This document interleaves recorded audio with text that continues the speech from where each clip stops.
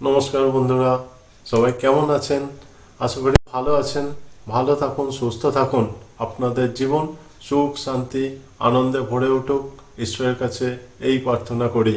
আজকের ভিডিওটা যে সকল জাতক জাতিকাদের মাঙ্গলিক দোষ আছে, সেই মাঙ্গলিক দোষের প্রতিকার নিয়ে আজকের কিছু আলোচনা করছি। যে সকল জাতক জাতিকাদের মাঙ্গলিক দোষ আছে, তাদের বিবাহিত জীবন ও সংসারে ঝামেলা, অশান্তি এগুলো লেগেই থাকে।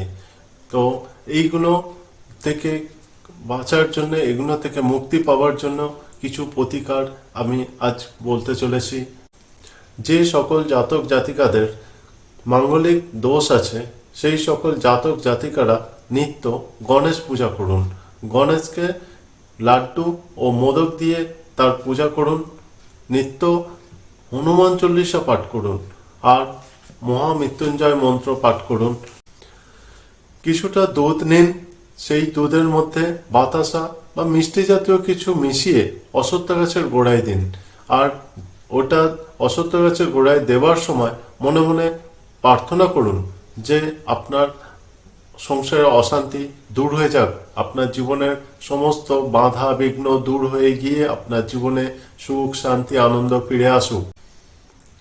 প্রতিদিন পশু পাখিদের কিছু খেতে দিন। দেখবেন এইগুলো যদি আপনারা ঠিকঠাক করতে পারেন, প্রতিদিন ঠিক মতো করতে পারেন, আপনাদের জীবন সুখ, শান্তি, আনন্দে ভরে উঠবে। এই ভিডিওটা যদি আপনাদের ভালো লেগে থাকে তো চ্যানেলটিকে সাবস্ক্রাইব করুন। পরবর্তী ক্ষেত্রে আরও ভিডিও পেতে বেশি উৎসাহিত করবে আরও ভালো ভালো ভিডিও বানাতে। ধন্যবাদ বন্ধুরা, ভালো থাকবেন, সুস্থ থাকবেন।